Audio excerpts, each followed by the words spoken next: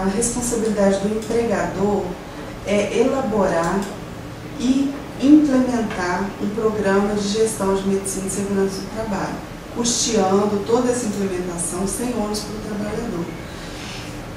Então, esse programa, ele geralmente envolve um PPRA, que é um programa de prevenção de riscos ambientais, um PCMSO, que é um programa de controle médico de saúde ocupacional, e CIPA, envolve todos esses processos, né?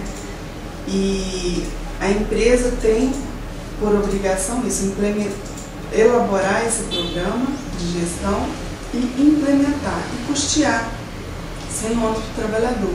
Comprar o EPC, custear os EPIs para cada funcionário, os equipamentos de proteção individual, né?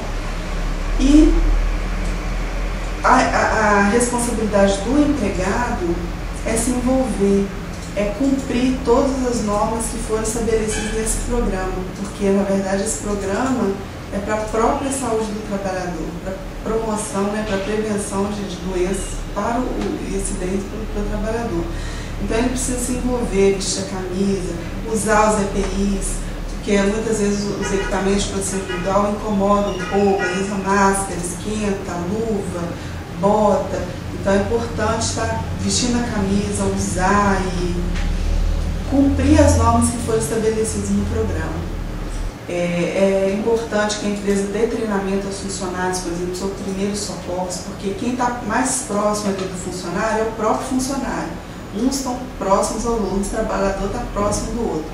Então, antes que chegue um socorro, antes que chegue uma pessoa da área de saúde, para prestar assistência, é importante que o próprio funcionário saiba como dar o primeiro atendimento ali. Eu me lembro que a gente estava comentando com meu marido sobre o acidente de enxova na década de 80. Foi um acidente grave, né, de uma plataforma bastante de campos, e com várias mortes e tudo.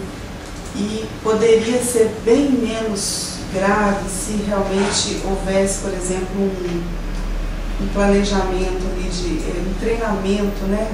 Treinamento contínuo sobre evacuação da área com rota de fuga, né? Porque o que acontece, os funcionários todos foram tentar fugir daquele local, foram para a mesma banheira e rompeu os cabos porque não tinha um plano de rota de fuga ali. Então, é importante que a empresa ofereça esses treinamentos, né? A gente nunca espera que o acidente aconteça, mas infelizmente os acidentes acontecem.